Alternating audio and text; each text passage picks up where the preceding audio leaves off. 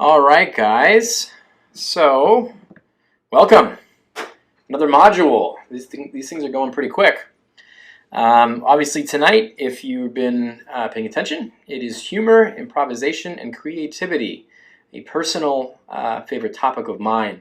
I'm pretty excited to teach it. It's actually not even something we usually teach in really any of our programs. We used to do a humor I guess it was a boot camp of sorts, taught by a stand-up comedian before.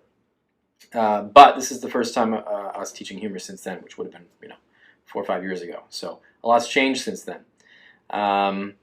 So yeah, I think we got enough people on here now. I just want to talk a little bit before we get started.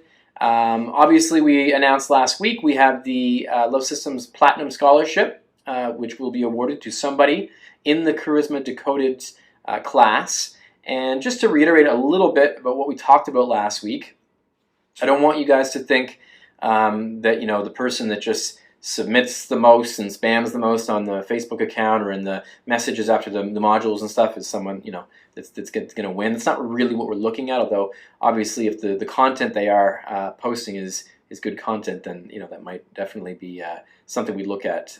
But what we're really looking for is growth. And so what we want to see is, and this, for those of you that are being very active on the Facebook group, something you want to think about going forward is like what we really want to see, doing the homework, giving examples of using the homework, how you think things went once you did it, the growth that you're accomplishing through this course, and takeaways and whatnot that you're getting from these modules. That's really what we're looking for. And we mentioned last week, the winner is going to be someone that we feel got the most growth out of this course. So again, just a heads up. Not to say that you guys have been spamming or anything like that. Everything I've been seeing so far has been awesome.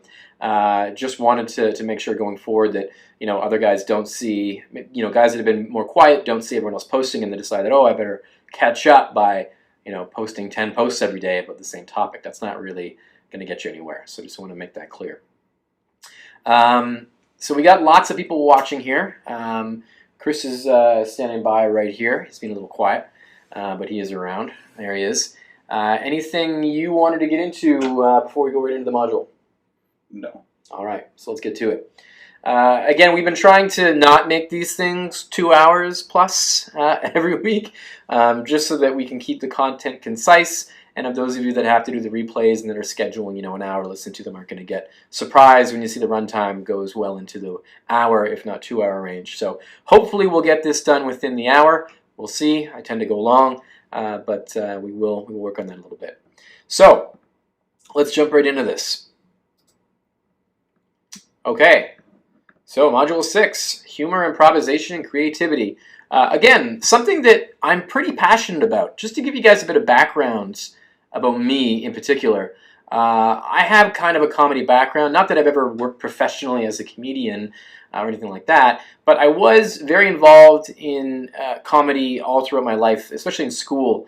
I was in improv. I was in what's called school spirit, which at my school was essentially like you did skits every week at the assemblies. I was voted most likely to appear on Saturday Night Live. I've been the class clown my entire life. My friends and people that meet me often, usually my sense of humor is something that gets noticed first before anything else. So, because of that, it is something that I'm quite passionate about. It is something that I have some very, I guess, strong beliefs around. And humor is one of those things that you'd actually be hard-pressed to find people that would actually say that they could teach people humor. It's a very hard thing to teach, and it is very much like game, I suppose, where most people believe it's one of those things that you're either born with it or you're not. And I think there is a little bit of truth to that, but I know personally for me, just so you guys understand where I'm coming from, I'm actually a really shy person. I've always been. And for me to be the class clown in pretty much my entire life, it definitely had its effect on me in the sense that I'm an introvert. I have a hard time speaking out, but I also have a mind that it's always going and it's always trying to find the humor in situations. I had the benefit of growing up in Canada, being able to watch a lot of comedy growing up that I think really shaped my sense of humor. When I was growing up, I used to stay up and watch Taxi on TV, which was my favorite show when I was a little kid. I used to watch SCTV, which Americans probably hadn't heard of. It's kind of like the Canadian Saturday Night Live. I used to watch Kids in the Hall, another Canadian show that Americans may or may not have heard of. Really, really liked Andy Kaufman, who was obviously in Taxi. He was like my favorite comedian ever. I used to dress up as and do Andy Kaufman bits in the 90s at school, dressing up as Tony Clifton, one of his characters, or at least my alternate version of him, and doing these gags and stuff. And I always thought his sense of humor was the high watermark of what you could achieve with humor. And I'll get into a little bit of that when we get into the sides here. But because of that, I was very fortunate to have that sort of a really great time, the 80s and the early 90s, being a kid, having all that shape my sense of humor. Because in a lot of ways, a lot of those shows that I mentioned are actually nowadays what people consider, I think, highbrow humor. It kind of stems from all that stuff. You have nowadays, you look at these more absurdist comedians, like Tim and Eric, and but even like Will Ferrell, and a lot of the Saturday Night Live recent alumni end up pointing to Kids in the Hall and Monty Python and even SCTV for the Canadians as being where they really found their got their laurels with comedy. So that's kind of where my particular sense of humor comes from. The truth is that everyone has a different kind of sense of humor. That for me is the kind of humor that I think gets the best kind of laughs and is actually maybe one of the easier to teach, because it doesn't revolve around a really super strong wit necessarily, which you kind of have to be pretty intelligent to have a strong wit, and it's a hard thing to teach, and I'm not really going to try that in this course. But I will get into a few things, so let's jump in here and we'll get started. All right, Module 6. Man, these things are going by quick. We're already halfway through. So I put a little quote here by Andy Kaufman just to begin something that he said that when I was looking up quotes from Andy Kaufman really struck me as, I guess, his philosophy on comedy. And he said, they say, oh wow, Andy Kaufman, he's a really funny guy, but I'm not trying to be funny. I just want to play with their heads. And that actually communicates a very strong point that I want to reiterate through the course of this module, which is comedy is not about everyone else, really. It's about yourself. Comedy comes from within. So I'll get into these points here in a second, but I just wanted to start with that. I do recommend checking out Andy Kaufman. His stuff really has stood the test of time. He's one of those comedians that his bits never really got old because it really related to his style of humor, which never really got played out. Even today, where you see a lot more comedians using his sort of absurdist, surreal style of comedy, even them, they're really scratching the surface, I think, of what you can accomplish with that particular style. So I do recommend, check out YouTube. Try to watch as much Andy Kaufman as you can. His sitcom stuff, like on Taxi, obviously that was predominantly scripted, so it's not really a good showcase for what he was capable of. His specials were really good. Just understand when you're watching Andy Kaufman, the whole premise of his bits were mostly that the joke was being played on you. And as long as you can understand that, it gives you the ability to kind of see through the kind of weird, absurd facade that he puts forth, and you can see a lot of the humor behind it. So how humor works, I started with a picture here of Eddie Murphy. This is from his movie, Delirious. I would say one of the top, if not the top, comedy film of all time. One of the best stand-ups of all time I've ever seen. Eddie Murphy was very much inspired by Richard Pryor. And if you see his stand-up and you watch early Richard Pryor, they're pretty identical. I would say that Eddie Murphy had more of a, I guess at the time, it was a bit more modern, I suppose, than some of Richard Pryor's older stuff. And he's just a little bit safer, which is weird to say because Eddie Murphy's content is anything but safe.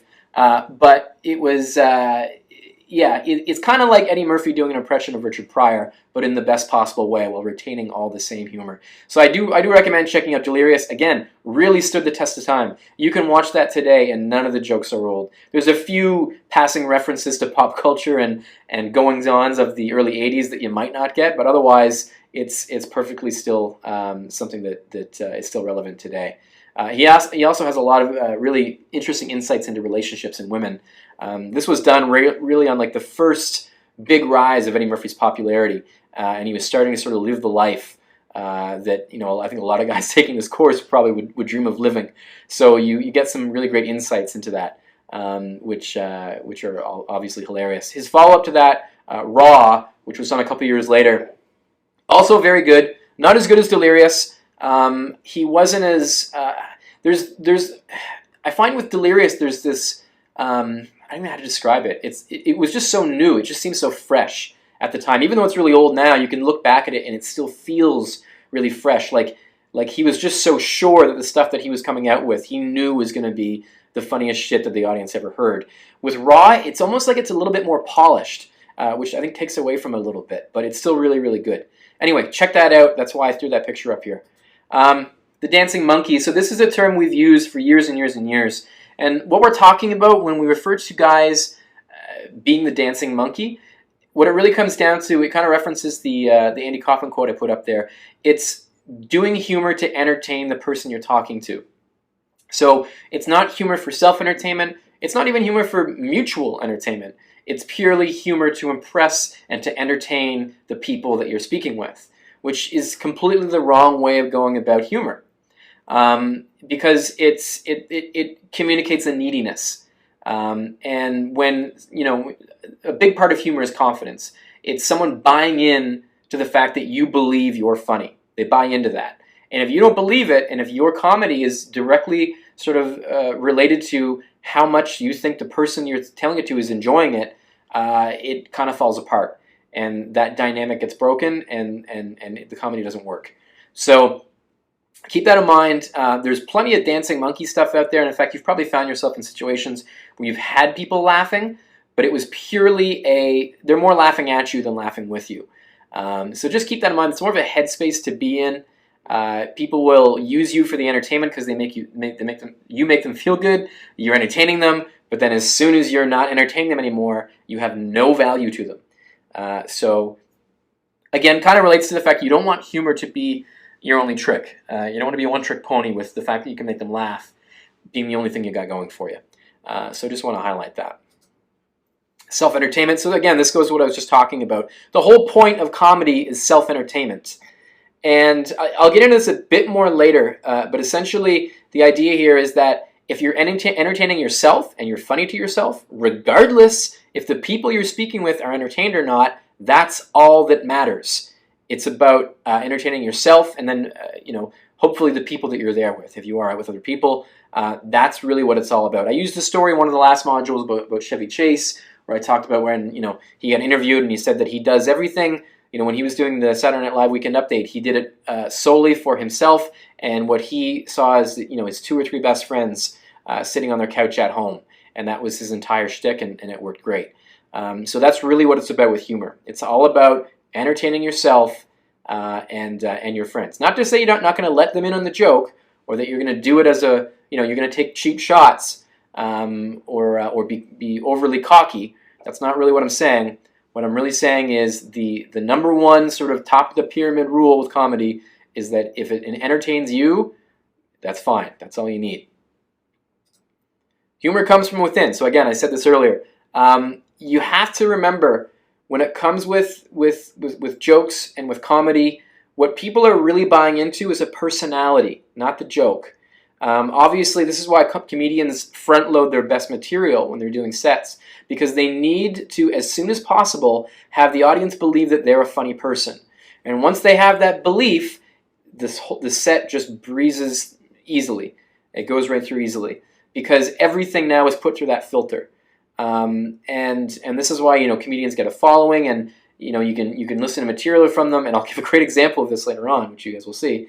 Sometimes they'll read the material on paper, and you'll think, oh, that's not that funny. But you see them perform it, and it's hilarious. and it's because it goes through that filter of being a funny person. So you have to keep that in mind. Humor comes from within.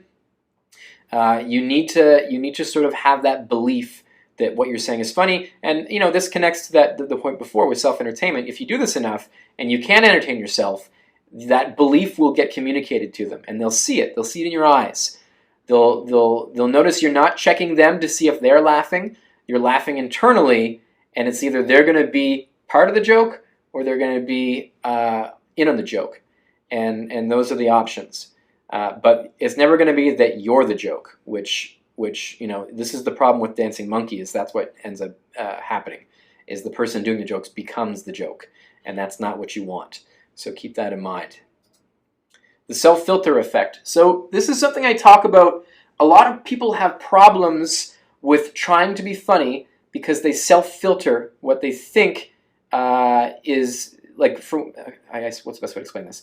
They decide, they have an idea of something they think would be funny to say, then they overthink it, and they don't know if it's going to be funny or not, so they decide not to say it. I'm telling you right now, if you want to learn how to be funny, you have to get rid of that self-filter effect. There will be things that you won't think are funny at all that'll come out and get big laughs. There's things that you're going to think are hilarious and they'll fall flat. But you have to have the courage to say them. And you're going to get a lot of things that fall flat. That's okay. If you can get people to laugh, a solid belly laugh 3 times in the course of a conversation, you're a funny person. And it doesn't matter if you had 10 things fall flat, depending what they were. That's all you're looking for is 3 hits, and you get a lot more consistent and better at this. I'm telling you right now, there is a skill for comedy. You see it all the time, and you have actors and stuff talk about this, where they say, really dramatic actors actually, they'll say comedy is actually harder than serious acting. And the reason why is because it takes a kind of knack. It takes a sort of, preternatural ability to just instinctively know that, like timing, for instance, timing is very difficult. It's something you can really only learn from practice. I've been told I have good timing, and it's not something that I just had, to be honest. It's something that I practice and that I got from watching a lot of these shows growing up, and I sort of developed a knack for timing as I grew up. When the best time and how to enunciate words and say things at the right time that gets the biggest effect. And there's a whole bunch of things going at play here when you're doing it. Obviously not just timing, the look on your face, the silence afterwards, a lot of things going on there. Reacting to your own jokes. A lot of people, especially when it comes to more advanced comedy, they have trouble even not laughing at their own jokes, which is fine in certain situations, but it is something that can ruin a good joke. So there's a lot of things going on there. But to be honest, the reason I mention this is because if you want to get better at comedy, you have to have the courage to say things as soon as they come up. Timing is about, to be honest, if I was going to put it in kind of simple terms, there's part of timing is just knowing when the best time to say something that the biggest laugh is. But the other part of timing is just saying something as soon as it pops into your head so you don't overthink it. Because overthinking it is going to ruin the timing. Not only because you're going to say it too late, but also because it's not spur of the moment, the spontaneity of the way that you say it gets lost. And that ruins the effect. So you need to cut out the self-filter.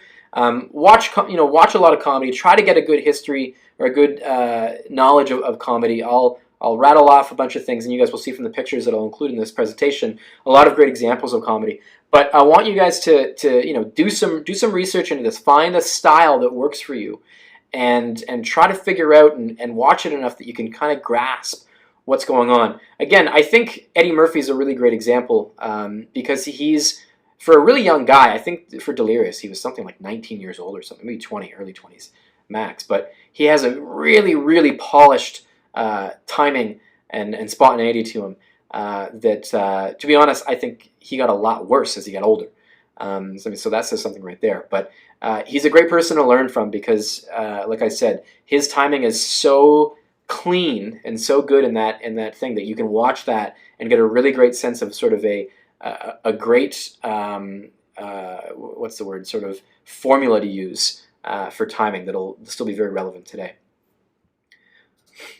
All right, got a picture of Norm Macdonald here with a quote, "Comedy is surprises. So if you're intending to make somebody laugh and they don't laugh, that's funny." Really sums up Norm Macdonald's, I think, philosophy about comedy. It's actually one of the, actually a really old philosophy of comedy. Like literally, I think the Greeks and the Romans are writing about it in those terms as well. But the idea here is where comedy comes from. There's expectations of what you're going to say, and when you say something that people don't expect, that's essentially where comedy comes from in the most simplest terms.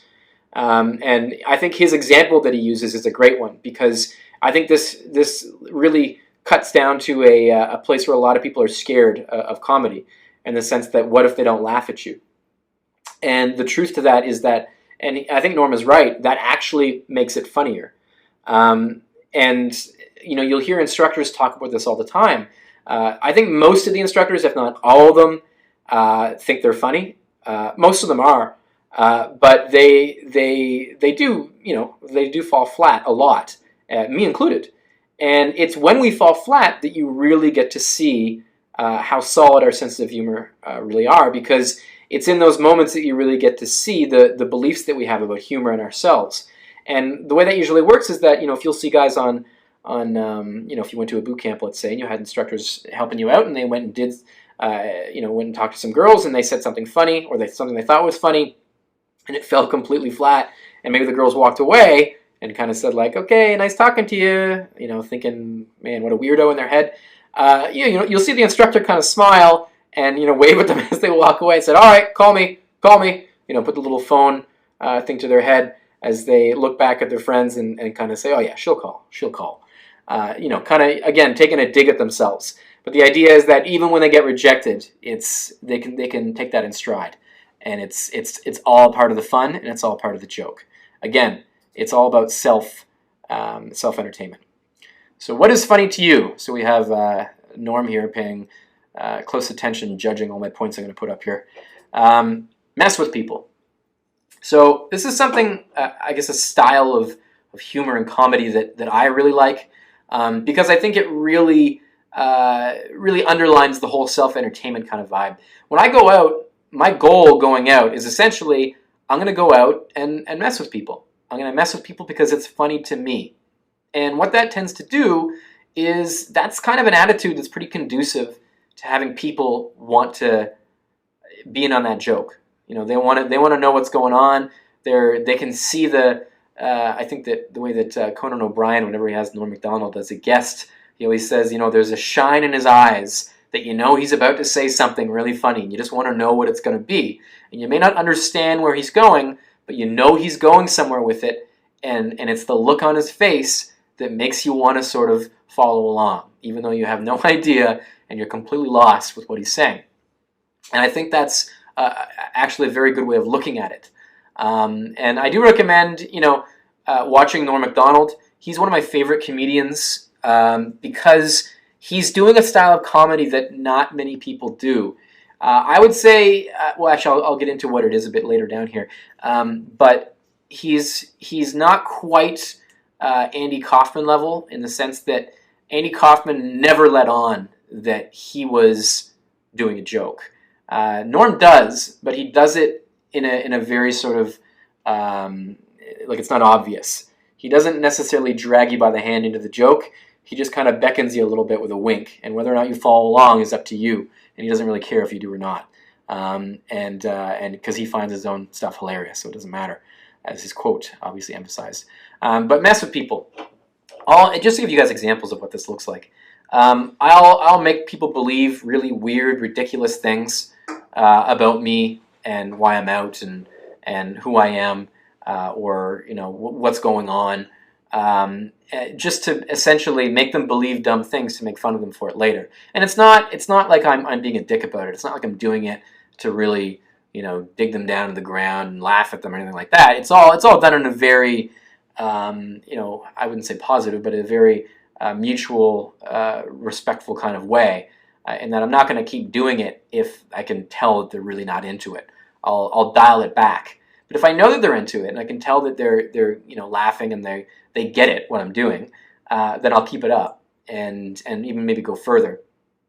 My grandfather actually was really good at this, and I guess he's one of the bigger reasons why I developed or had an affinity for this style as well. My grandfather was always doing these kind of teases and stuff with his grandkids, and it really he had that same kind of Norm Macdonald twinkle behind his eye that you knew he was messing with you, but you wanted to see where he was going to go with it, and it's something that I think a lot of people probably had relatives like that, and women and stuff. It is kind of almost like a fatherly kind of style of comedy, which people can get a very warm kind of feeling from, especially if you're not really mean and crass with it, which makes me believe that it tends to get really good reactions more so than other styles, which can come across a bit cocky, a bit like you're poking too hard at people and stuff. So that's why I kind of like it. I can give you guys some more examples of things like this later on if you guys want to ask. But I'm going to try to keep this module so I don't go too long with it. So we'll keep moving on here.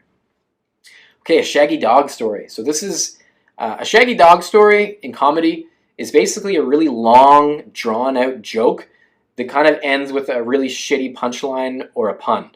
And the point of it is not that it's a really funny joke. The point of it is that you drag someone out over the course of however long it takes you to tell the shaggy dog story, which I've drawn them out for better parts of an hour, and they think it's going to end in a really strong punchline. Obviously, the longer you go, they're thinking, oh, this is going to be really good. And the shaggy dog has all the elements of a proper joke.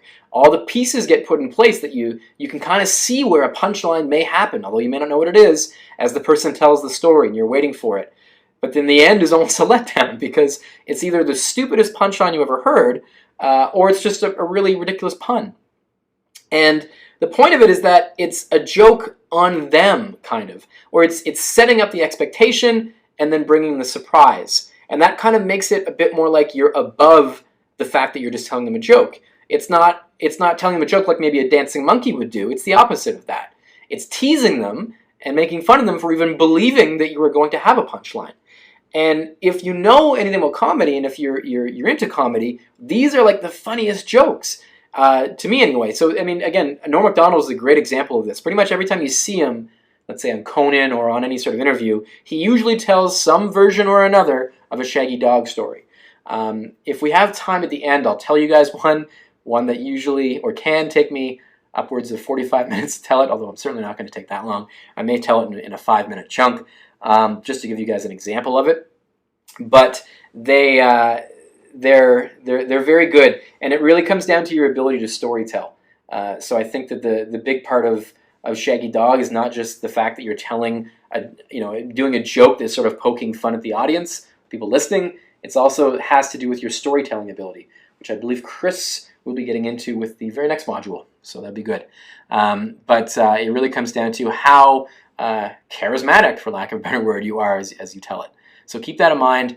And it is something that I'm going to give you guys at the end for homework, so I want you guys to keep that in your mind for now. Self-depreciating comedy. So this is a style of comedy that can work very well.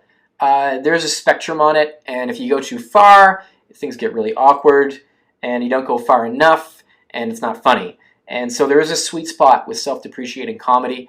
Obviously, I'll give you guys some examples of this. So one that I tend to use sometimes is, I'll tell women I'm a virgin, that I have no game, that my mom dropped me off. Chris has a funny one where he asks if the girls have seen his friends, and then he says, just kidding, I don't have any friends. You guys look really nice, though. Will you be my friends?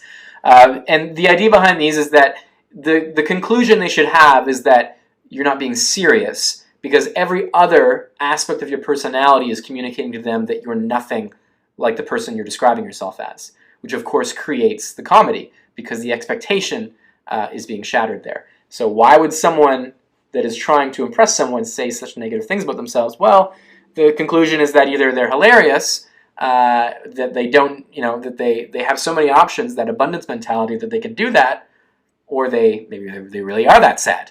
But obviously, if it's getting to that point, you're doing something wrong. But self-depreciating comedy can be very good. It's a really easy way to position yourself as someone who actually has a lot of options and has good game, because that tends to be what it communicates. So yeah, telling girls how you're a virgin, how you have no game, how your mom is begging you to move out of the basement. You just have to make sure that you find that sweet spot. So if you're talking to a girl and she says, "Oh, why are you out tonight?" and you said, "Oh, all my best friends just died in a car accident, so I was feeling low, so I wanted to come out for a drink."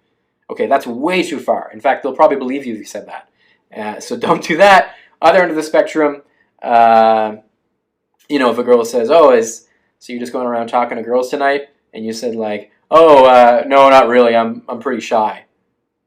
That's not far enough. So they're going to think again that that's probably true. So you have to find that sweet spot there, and that is going to take some practice. A big part of comedy is, in a lot of ways, and this is maybe a bit counterintuitive what I said earlier, but in a lot of ways it is looking at the reaction that you're getting when you say things. And you'll notice, subconsciously even, that certain things get better reactions and has less to do with content and has more to do with the way that you say things, the expression, and the timing, and the twinkle in your eye. And again, Norm Macdonald, great example. He says things in his comedy, they call them anti-jokes. And I was actually listening to his stand-up a couple of days ago, and he talks, sometimes he'll make comments like, "Oh yeah, it's not like old Bertha there lives down the street, making brownies for her," as a piece of one joke. But then he'll go on and talk about this made-up old Bertha making cupcakes for 5 minutes about how depressing her life is. And talk about like, "Oh yeah, she's not doing very well though," or her husband just died of cancer, and she's smoking 2 packs a day, and doctors are saying she's not going to live at least probably not even 6 more months. But anyway, and so he'll just say something like that, which is funny because it's not what you're expecting him to do at all. So it's in that form, or in that way, it's an anti-joke, which you kind of have to have an idea of comedy to even appreciate. But again, that's why Norm Macdonald is good. And for me in particular anyway, I'm actually screening for girls that have a good sense of humor. So girls that tend to laugh at things like that in my style of humor, I know already, not only are they the palm of my hand, but I'm also really going to like them. And that's why that's important. Self-reflexive comedy. Now this one goes a bit deeper. Self-reflexive comedy is comedy that sort of, it sort of communicates that you're self-aware of the fact that you're doing comedy. And that may sound, I guess, kind of normal. You'd think, well, most comedians know they're doing comedy. But it also communicates an understanding of how comedy works and then breaking those rules. So the anti-joke is a good example of self-reflexive comedy. It's when you're shattering those expectations that people have when they're seeing comedy. And this can be very powerful. Again, like, I guess the example I used earlier, if a girl says, "Oh, so are you hitting on us or what?" You say, "No, actually, I have no game. I'm actually a virgin. My name's Derek. My mom dropped me off on the moped outside. She's drunk, so she's just staying out there, sobering up while I'm in here looking for my future wife." That's, in a way, self-reflexive. It's obviously self-depreciating to an extreme degree, but it's also self-reflexive because they know that they're expecting me to say something. Like most guys, for instance, would say something maybe defensive, or they try to say something that they know would get a laugh, something that was obviously comedy. But to say something that is by definition, not comedy, at least by a layman's definition, is kind of drawing attention to the fact that I'm not even trying to be funny, even though I am. And that can create a connection there that goes beyond the funny guy to being this guy's really interesting. But there is a line you ride when you're doing this. Just understand that. Although I said this is one of the easiest sort of style of humor to learn, in the sense that you can just say weird, absurd things, and that's going to get you a laugh, although not consistently. It is one of the hardest ones to master, and I mean like extremely difficult to master. There's a reason only a few comedians can get away with this style, because it is very, very, very hard. But the good news is that you don't have to be a great comedian to be very good at this in like a bar, let's say, or to attract the kinds of girls that you think would like this style of humor. So just keep that in mind. All right, moving on. So a picture of Kristen Wiig here. She's obviously from Saturday Night Live, and then of course a lot of movies. I think one of the few actually funny women that I like to watch. Not to say women can't be funny, although that could be somewhat true. There's very few that I know that are actually funny, but she is one of them. And the quote here, with improv, it's a combination of listening and not trying to be funny. Now, the key word in this is trying, not trying to be funny. Improv is something that I did, I think I mentioned earlier, I did improv competitively in high school and university. I competed nationally in my high school's improv team, and we went to represented Canada at the improv games. Improv is something that I talk a lot about in my boot camps when I'm doing trainings and one-on-ones, because it is the most similar thing to being a charismatic person and someone that can get attraction from women, or even being just social. It is the most similar thing to that than anything. It literally uses the exact same skill set. You're learning how to think on your feet. You're learning how to, be in a very stressful situation. You need to be funny. You need to be witty. You need to be able to listen and work with the people that you're in the scenes with. It's again the most similar thing to socialization and being charismatic and having game essentially that there is. So I mentioned last week for the I guess it was last week, to take improv lessons, and I do recommend that. I threw a picture up here of the kids in the hall. Again, I mentioned them earlier. They were kind of like the Canadian Saturday Night Live in a way, although their style of humor was very, very different. They didn't really follow very many rules, and the reason I put their picture up for improv is because they did a lot of improv. They were essentially an improv troupe before they got their show. Again, it's a show. I do recommend going online and watching it. It's like nothing else. You watch it and it doesn't seem old, because even today, no one's really doing that style of humor. Maybe Tim and Eric, I guess, although they go way on the far end of the spectrum of absurdity and using video editing and more technical stuff to drive their humor home. But as far as sketch comedy goes, I would say Kids in the Hall are true artists. Like they did a lot of stuff that you could tell you're just scratching your head at the end. Like, what? I don't even understand what they were doing there. But then the more you think about it, the funnier it gets. So I do recommend checking them out. Very, very good. You might recognize some of the guys in there. A lot of them went on to do other things, and I know a lot of them ended up doing bit parts in a lot of TV shows. You may recognize Dave Foley, probably the most popular there on the left. But they were all really, really, really good.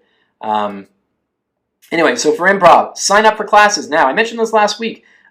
You guys have been putting up links and stuff in the Facebook group for guys that are maybe that are in your city. So if other guys are in that city, they can sign up as well.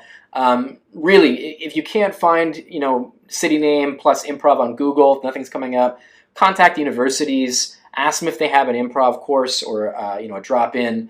If you can't find it there, look for acting courses in your city. A lot of acting courses will include an improv section. And if you can't talk to the people running the acting course, ask them if they had any interest in starting an improv workshop, and that you'd be interested in joining it if they did. But really, really look into it, because it's such a good thing to learn. It's one of those things that the more you do it, it really is a skill. And I think that my life got infinitely better because of the skills that I learned with improv.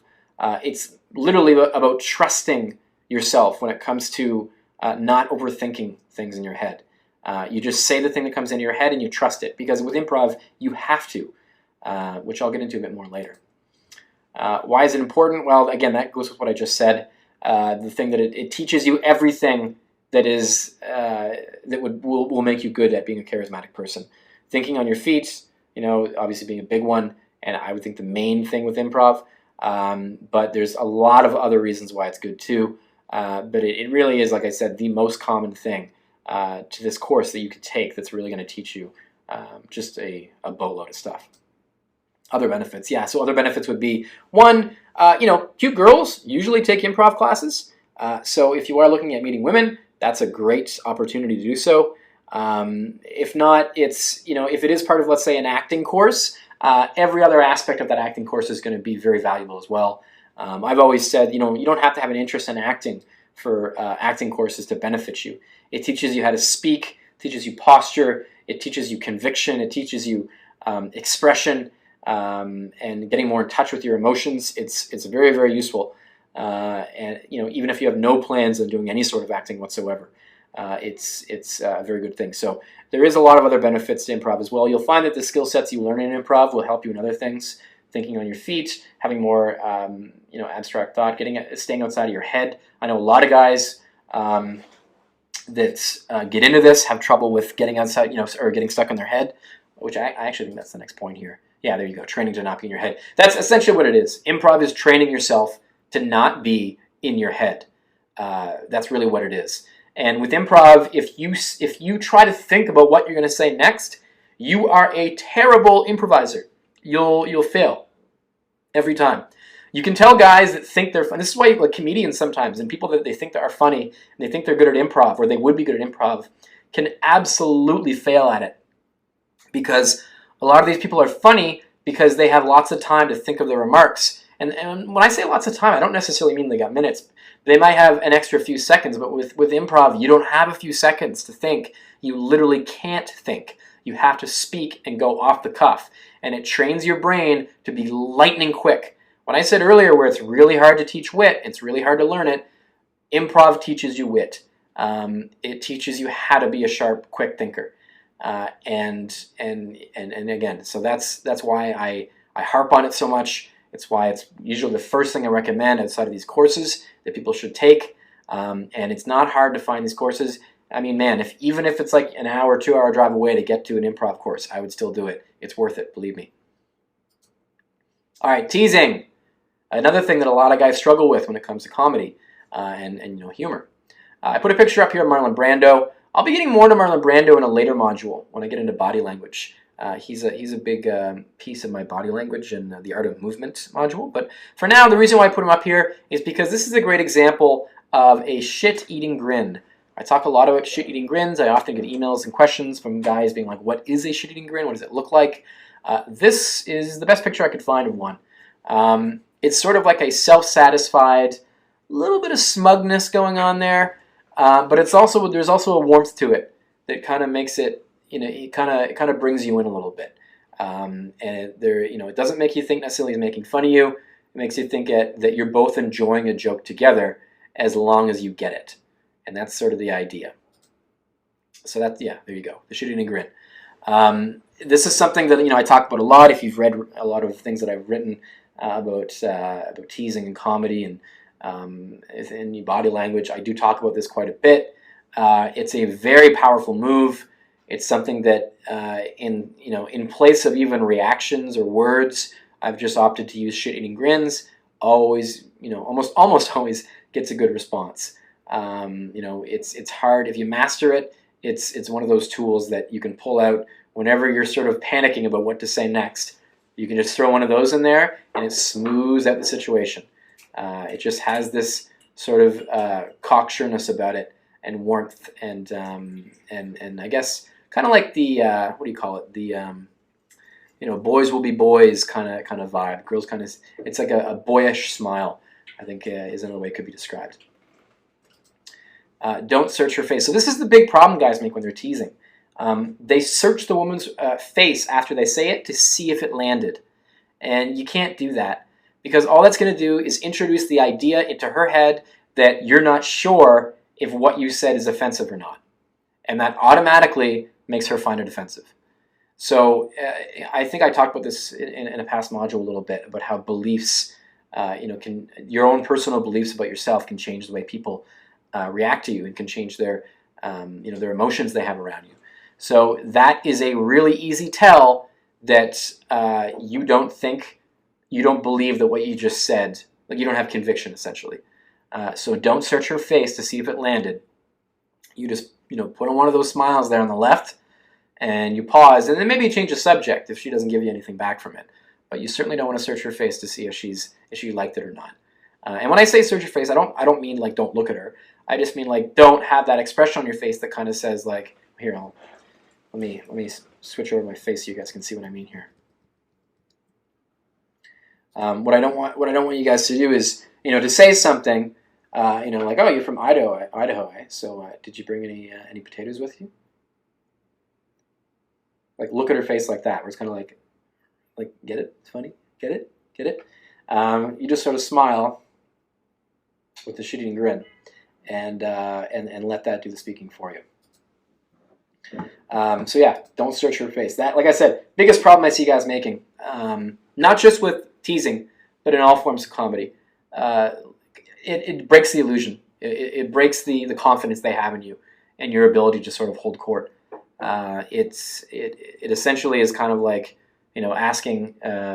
It's kind of like, get it, get it, get it. You ever have someone tell you a joke and maybe it's not so great, and they're like, get it, and they explain the joke. That's essentially what it is. You're explaining the joke, and that kills the joke. Good teases and bad teases. So again, there's a spectrum. I'm going to give you guys a whole bunch of examples here in a second of teasing, but just understand that there are good teases and there are bad teases. I think I use an example of this in the Q&A part of the earlier this week's module.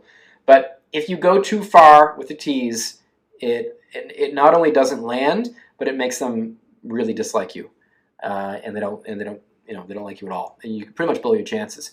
So you got to be careful with these.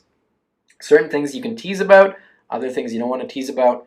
Again, I'll throw you guys some examples here in a second. But the idea here is that you can't go too far. You don't want to go too harsh.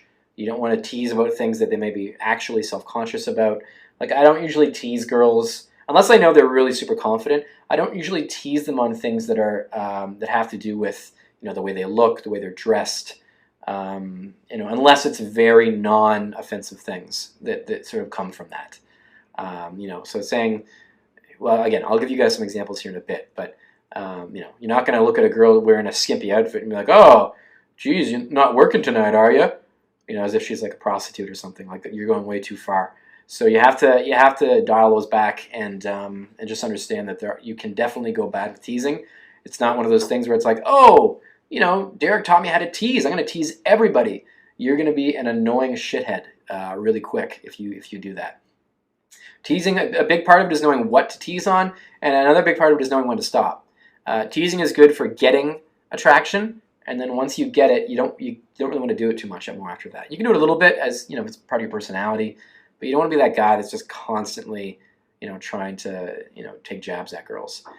It's not a good scene. Laughing with her, not at her. So this is the key idea behind teasing.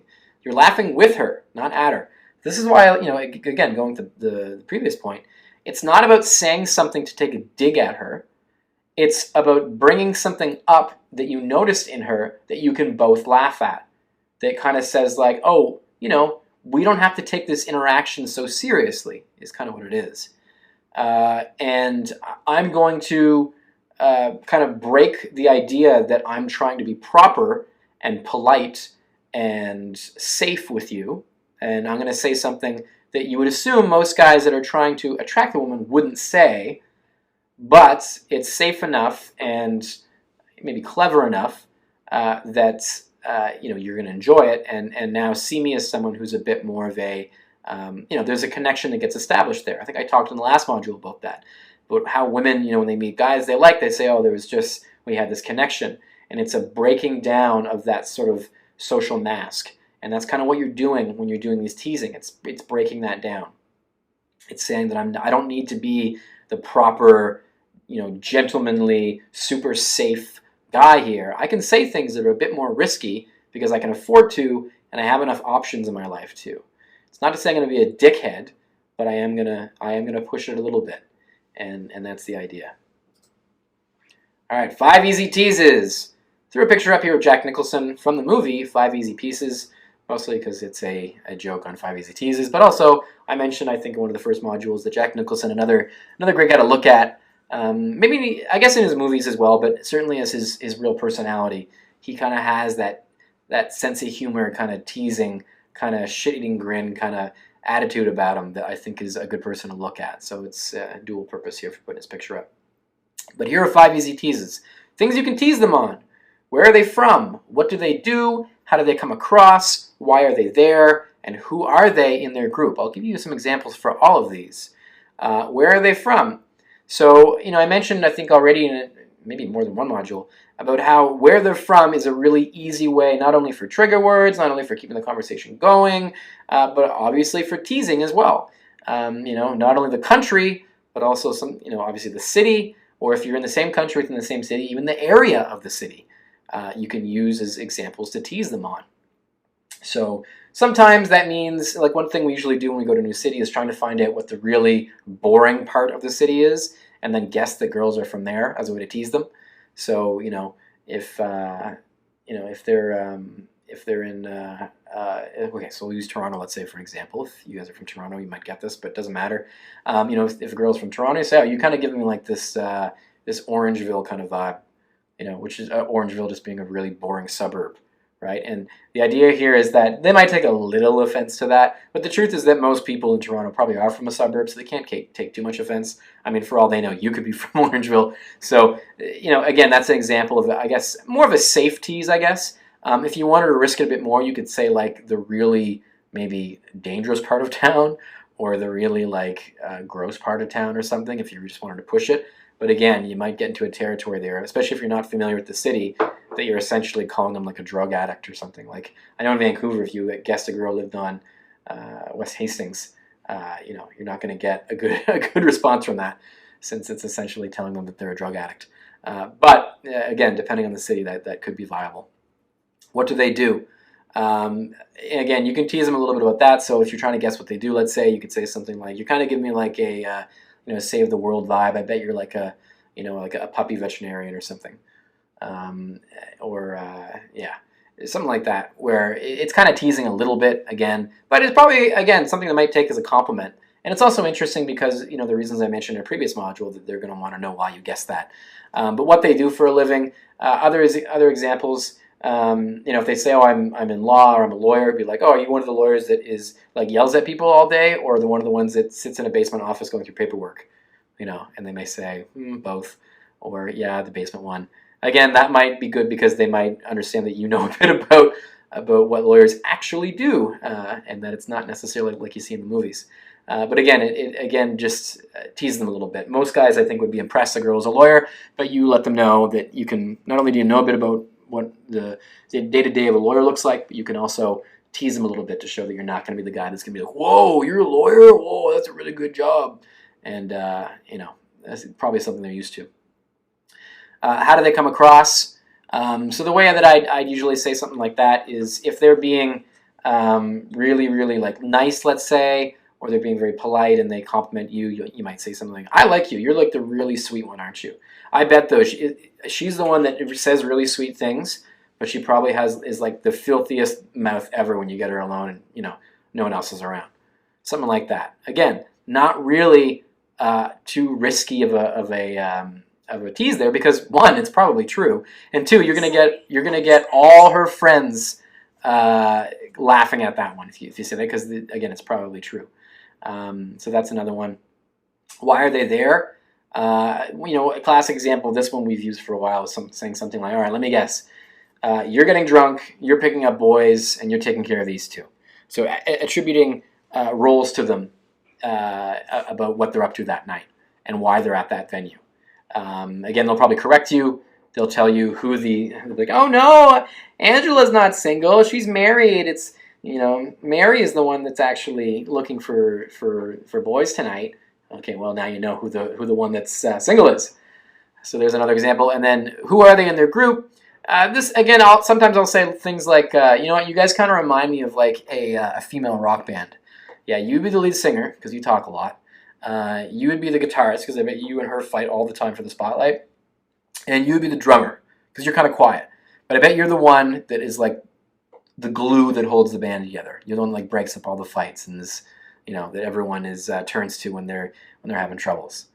Again, I would always base those roles on like reasons, right? So the one that is the singer probably is the one that's the leader of the group and talks a lot. That's another thing you can use too, say they're the leader of the group. So you're like the leader of the group, right? You're the one that makes all the decisions, and she's the one that maybe ends up stealing all the boys, and whatever you want to do. But you can use those roles that you'd think exist in classic sort of groups of women that they all have kind of versions of. All right, so those are 5. Again, As far as teasing goes, I didn't really want to give you guys a whole bunch of stock teases because then you're just going to go out and use those and not really think about teasing and try to make up your own. So I want you guys to think of this more. Obviously, well, that's actually part of the homework, so I'm not going to talk about it yet. Banter stories. So this is the last little piece for this module. I want you guys, so a banter story is a reason why you're out with your friends. And there is a little formula here that I use for them. It starts off with a root story. You'll see in the middle here. The root story can be essentially what you guys are. Now, this is all something you're going to want to talk with your friends about beforehand and flesh out. They're really fun. They're really hilarious. They get really big laughs, but it does require a little bit of prep. So the root story is the reason you guys are all together. So maybe you're a band. Maybe you're models. Maybe you're like a World of Warcraft guild. Maybe you're milk chugging champions. Maybe you're at the train conductors conference. It doesn't matter. The more ridiculous it is, the better. That's the sort of root story. The backstory is a bit more details about that. So if you're models, let's say, well, maybe the backstory is like, yeah, we're actually the first ever back hair models in the world. We pose predominantly for magazines. In the Far East, and we basically do back hair.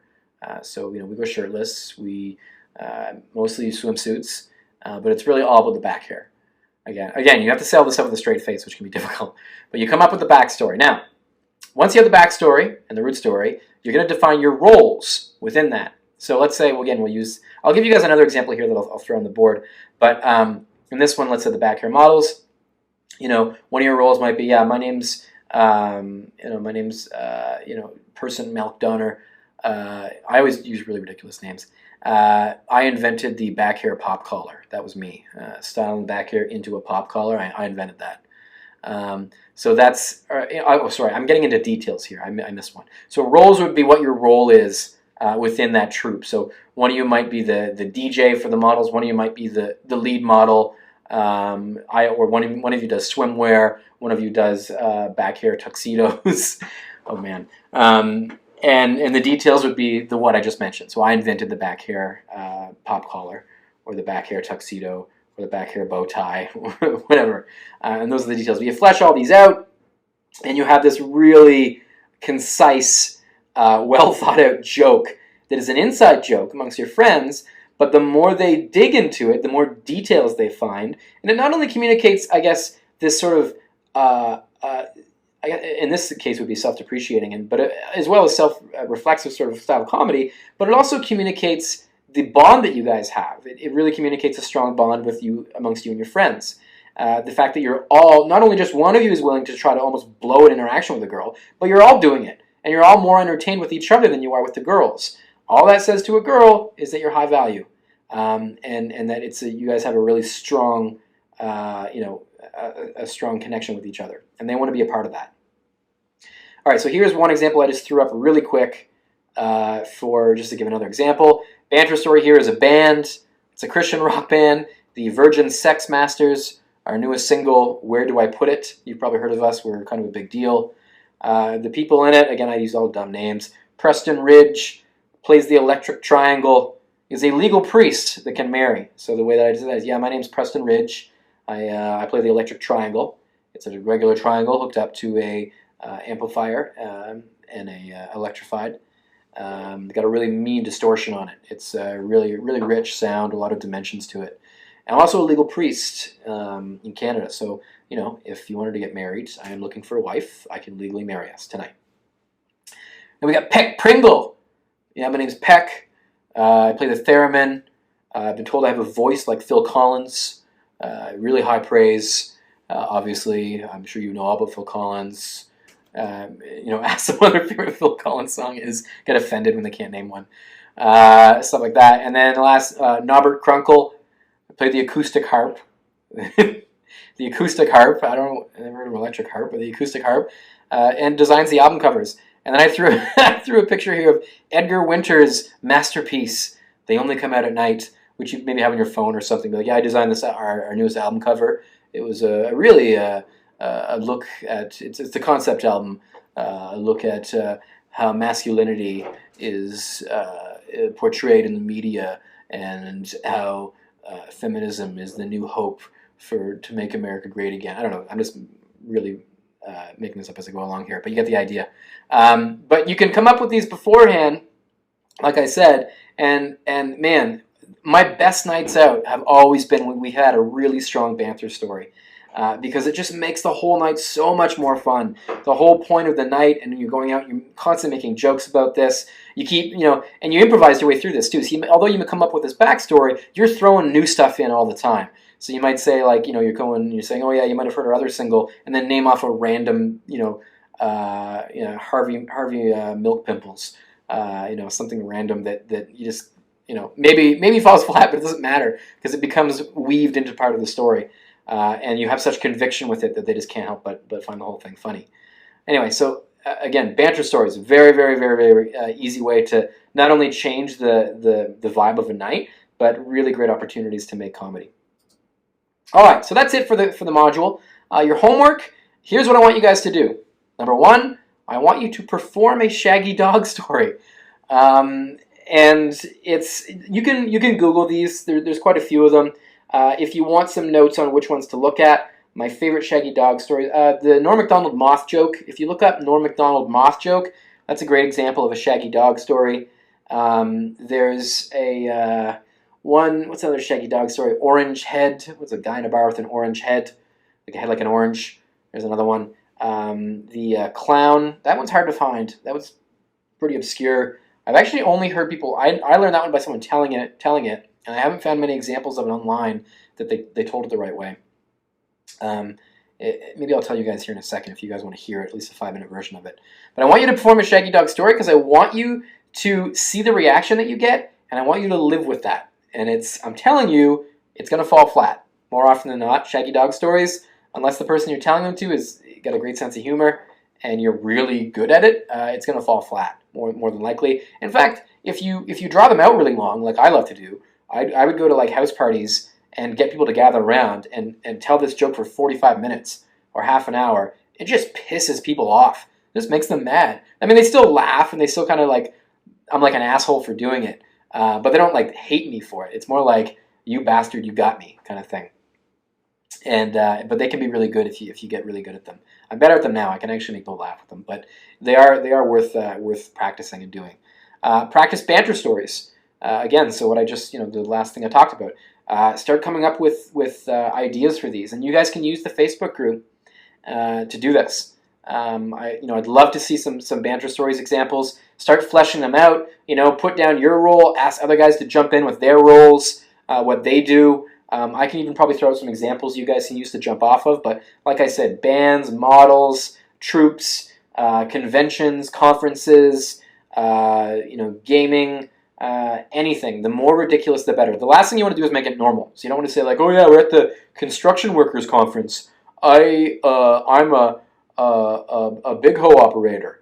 That's not funny. They have to be ridiculous, and there has to be some absurdity to it in order to make it funny. But you want to kind of almost leave it within the realm of believability, because the best is when you can actually get girls to believe it, and then you make it more and more crazy, and they find themselves in a situation where they're like, wait a second, am I being just taken down this, going on this almost fool's errand of a conversation?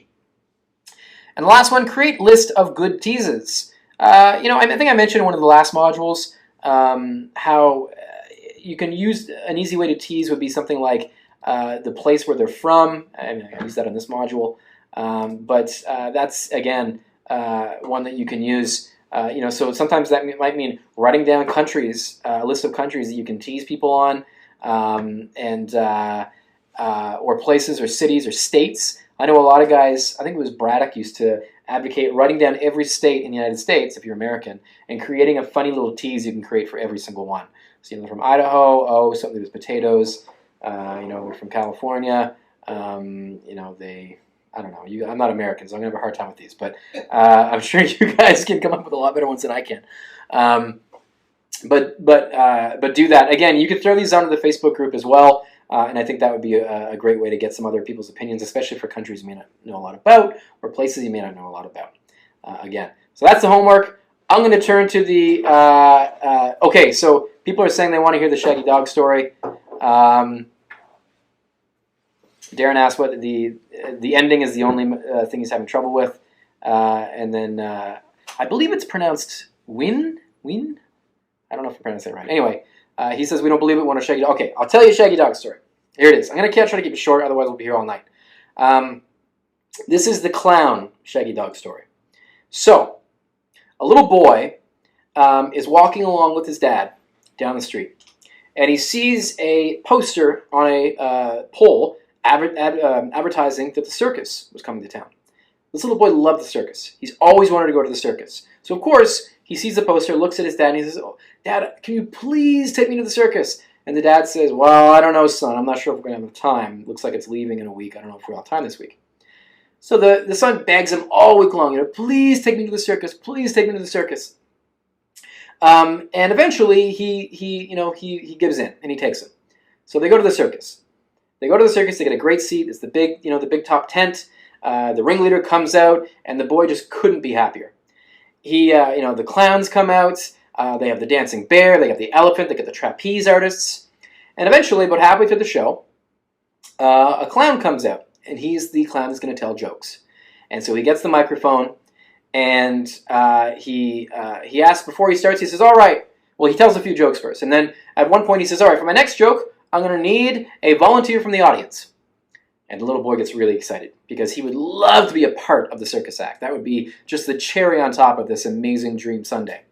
So the clown looks around, and the little boy stands up as high as he can, and the dad lifts him up and holds him up, and the clown picks him.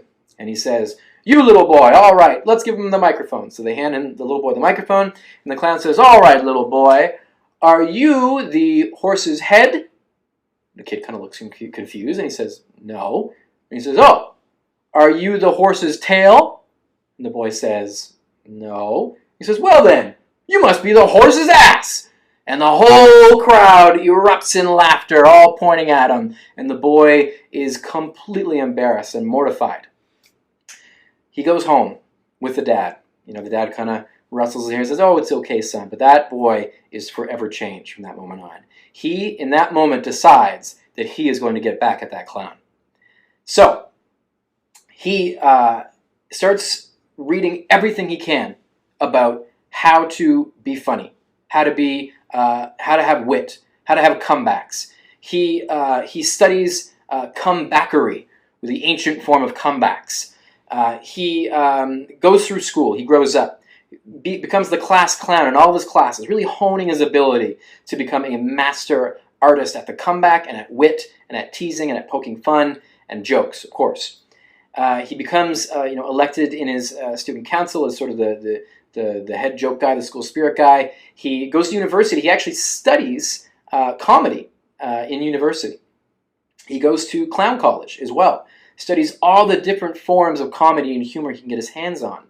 He actually visits a very interesting person, a comedic monk that lived in Far East Asia, and he lived with him for 3 years, doing nothing but meditating and studying comedy. And he did all this for years and years and years, knowing that one day he would get his comeback at this clown. He goes back home to visit, and he hadn't been home in very many years. He wanted to see his dad. His dad was getting sick, and he wanted to see him, of course, before he got too sick. So he sees his dad, and as he's goes for a little walk with his dad, and wouldn't you know it, as they're out for a walk, he sees on the post an advertisement for the circus. And he looks at his dad, and he says, "Dad, we're going to go to the circus again." His dad says, "Oh, son, I'm too sick for the circus. I don't know if I can go." He said, No, we're going to go. Dad's like, "Oh, okay." So he goes to the circus. They get into the big top tent. They go and get a seat, and wouldn't you know it, it's the same seat they had last time. One of the best seats in the house. The show starts. Again, wouldn't you know it, it looks to be the same circus act, the same clowns even. So they do the whole same show, and the boy recognizes it, although he's not a boy anymore, he's a man now. He recognizes it, and he's sitting there with a completely stern look on his face. And wouldn't you know it, in the middle of the show, that same clown comes out, and he recognizes it because he had that image of that clown burned into his brain, into his memories. And once again, the clown tells some jokes, and then, before the end of his act, he says, "All right, for my next joke, I need a volunteer from the audience." people raise their hands trying to get the clown's attention, and the boy who's now a man, raises his hand slowly while holding eye contact with the clown, which the clown notices and is like, that's kind of weird, but this could be funny. So he points at the boy, again, now a man, and he says, "All right, you." They pass him the microphone, again, looking at him completely, just eyes like ice. And the clown says, "So there, mister, are you the horse's head?" "No," says in the microphone. "Well then, are you the horse's tail?" "No." "Well then, you must be the horse's ass." And the whole crowd erupts in laughter. But then they all notice that the man isn't smiling or laughing. He's staring dead-eye, locked with the clown. And because of that, everyone kind of hushes down. And the man brings the microphone to his mouth and he says, "Fuck you, clown." That's it. That's the Shaggy Dog story. So the idea here is that I will spend 45 minutes talking about all the studying and all the extra things that he did in order to become really, really, really good at getting back, getting the clown his revenge, or getting the revenge for the clown. But of course, the punchline says "Fuck you, clown." So that's a Shaggy Dog story. I think that's probably my favorite Shaggy Dog story. But if you can do these and get a reaction out of the audience or the people you're telling it to, that is the sign that you are. I would say that's you're above most people when it comes to humor and comedy, because not many people can do that, and it's tough. So Drew's saying, "Haha, I'm actually dying of laughter." Again, these are things that, like, there's certain people that just, you will get that reaction. I've told this joke, and it literally is that polarizing. You get people that will literally be like crying laughing, and other people just be like, "I don't get it," or they'll be mad. They'll be like, "Man, fuck you. Why do you waste 45 minutes of my time?" And that's the idea. But Shaggy Dog stories are my favorite type of jokes. And like I said, Norm Macdonald is really, really good at them. He's probably one of the only comedians I know that can do them pretty consistently and still get really big laughs. So yeah, and Drew is right. It is the delivery of "fuck you" that matters. You would completely ruin the joke if you said, and then he goes to the mic and he says, "Fuck you, clown." Like, that wouldn't really get the same effect. It has to be that sort of long, like, everyone's just hanging on these next few words because they know you're going to say something they're hoping is going to be hilarious. But you don't, and you relish in the fact that you're saying something that you know is dumb, and that's where the comedy comes from. So yeah, Drew is right in that. Yeah, so that's the module, guys. I hope you guys like it. Is there any other questions you guys have? We have some time here. I actually ended pretty close on time this time, so that was good. Let's see what we got here. Andrew Breton says, "Any good sources for material? Not looking to lift material so much as to prime the creative juices, particularly comedy that is as current as possible." As far as current comedy, I think if you're asking me what the bleeding edge of comedy, I would say things like, Tim and Eric is pretty old now, but they still do a lot of good stuff. You have Nathan For You. Nathan, I can't remember what his last name is. I don't even remember what his last name is, Chris. If you can look him up. Yeah. Anyway, he has a show, Nathan For You. He's actually, again, a Canadian. Funny that most of these guys I don't like are Canadian. But Nathan For You is a really good example of, it's like awkward comedy. So if you've seen like The Office, both the UK and the American one, it's almost like that style, but it's much more, cinema verite. It's much more real. It's real situations, not scripted ones. What else do I like? I really like.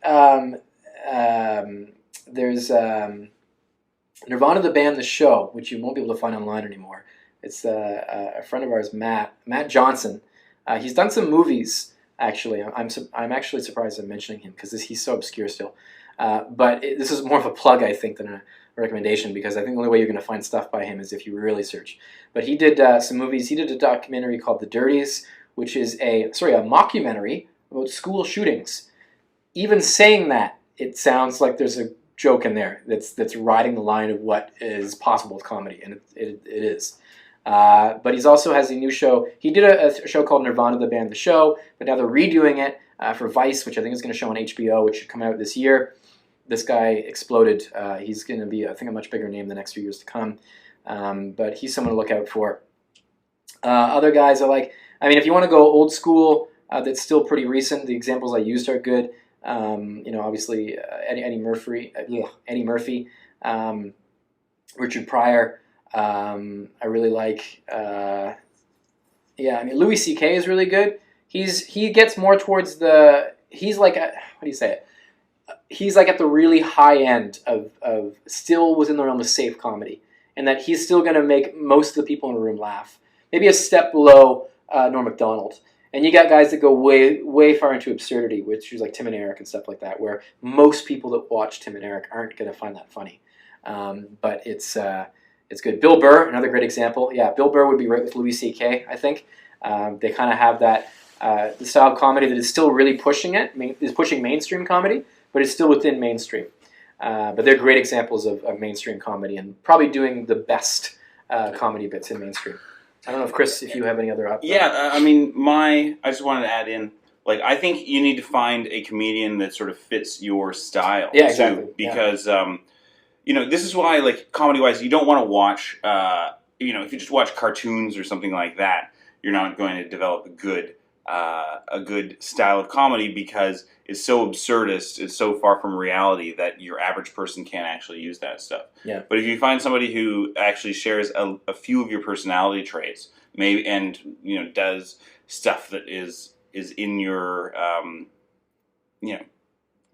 that reflects your personality, that person is going to be a great choice for you. Yeah. Who else? Mitch Hedberg is good. Mm-hmm. The late Mitch Hedberg. All about the one-liner. So if that's more your style, you just want to have that witty one-liner. He's a good guy to look at. I'm trying to think. There's another guy. Oh, what's his name? I don't know if you've ever seen this. He did a really great bit about replaying the same Tom Jones song over and over again in a cafe. I can't remember his name. Look up the Tom Jones joke or the Tom Jones best story ever told. Is a good one. Ricky Gervais. Yeah. Ricky Gervais is great. Yeah. Yeah. We were just watching him earlier, actually. An Idiot Abroad with whatever his name is, the orange melon head guy. He's really good. Again, he's got more of an English kind of vibe, but he's got that awkward style of comedy that is getting especially popular. Especially in Britain, I find they really advocate that approach. Especially like Mitchell and Webb is really good too. They're another British comedic duo, all very good. Eddie Izzard, I haven't seen his stuff in a long time. Eddie Izzard is actually, I find some of his bits are really good. Others, a bit of a miss, but I do like him overall. I get the same feeling with like Key and Peele, where their good stuff is really good, but then a lot of their other stuff, it just completely misses the mark. I think they let jokes go a little bit too far sometimes, but I really do think they're pushing it. And they're doing a lot of good. Death Star Canteen by Eddie Izzard. Yeah, that is good. I remember that. I remember that bit. What was it, like Jeff in the cafeteria or something? That was good. Sorry, Darren asked earlier. Any suggestions on taking it back without having to say that or sounding like I'm unsure? If that makes sense. The thing is, I don't take it back. And for me, if I say something and a girl gets really offended, I feel like, oh, that's too bad she didn't get it, but I assume everyone else does. So I was like, it's all right, you'll get it later, is what I might say. Or if you flinch, you're done. Yeah. And so you're better off changing the subject, or even going even doubling down, sometimes on something, than you are to take it back. Obviously, if you and then if you do get in a situation where you should take it back, we've gone too far, you just like stop, turn everything off, just be like, hey, sorry, I was just teasing you, and then stack forward, just keep on talking. Don't sit and make it a thing or dwell on the mistake that you just made, because that's going to make it more real. Yeah, if you say, oh, sorry, I didn't mean to offend you too much, and you leave that pregnant pause there, all you're saying is like, I'm expecting you to get mad at me. So are you going to get mad at me now? Yeah. And they will. Instead, just explain, like, oh, hey, I'm really sorry. I was just teasing you there. Yeah. So anyway, how do you guys know one another? Yeah, is it a little aside? And then keep on going. Like you're apologizing, but you don't expect it to be a big deal. Yeah, exactly. Perhaps using the too soon. Yeah, you can. Too soon. Yeah, that's pretty good. Yeah, you could definitely use that and probably get away with a lot of them. Yeah, it's good. Kyle Kanane, I don't know how to pronounce that, is hilarious. I've actually never heard of him, which is saying a lot. Awesome. Just keep trekking. That's right, Darren. Just keep trekking. You tell a bad joke, just keep trekking. Just keep trekking. That's right. You just don't even dwell. You don't dwell with it. You just keep going. And all the best comedians will tell you the same thing. You just keep moving forward. How do you practice the story exercise? If you're out alone, you can still do it. You don't necessarily have to have. It obviously helps if you have the people with you, but the banner story just becomes shorter at that point. Like, you're not going to keep necessarily drawing upon it because you're not going to have the backup of your friends, egging you on, and it becomes a big funny thing. So you can just make the joke about what you do or why you're out, and it becomes just a little one-off joke that you may not want to return to. Because a lot of guys, they'll make that joke like, "Oh, what do you do?" It's like, "Oh, I sell underwear. Yeah, I go door to door and I sell underwear." And they goes like, "Ha ha ha ha ha." Blah, blah, blah. So anyway, what do you really do? "Oh, I told you, I sell underwear." And they keep hitting that same note, and then eventually girls are like, "All right, you know what? Fuck you. I don't want to talk to you anymore." So yeah. Bill Murray. Yeah, Bill Murray's a great example. Not really a classical stand-up comedian, but he has that sort of wry, sort of self-entertaining sort of wit about him that I think is a really great example. So yeah, I'm glad you brought him up. Yeah. Cool. Any other questions before we finish up here, guys? We're getting on 9:30 here, so one more question if there are any. If not, we'll finish off. So tune in next week. I'm doing my storytelling exercise. And the storytelling exercise is going to take you guys through some of the best stories from your life. And we're going to talk about what makes a really good story, what gets people engaged. It's going to kind of build from what Derek has taught you guys, because a big part of comedy and humor is about bringing people along with your story and keeping them engaged. But the storytelling exercise is going to be really, really excellent next Monday. So see you guys there. All right, guys. Thanks a lot for joining the call today, or the module today. And yeah, we'll see you on Monday.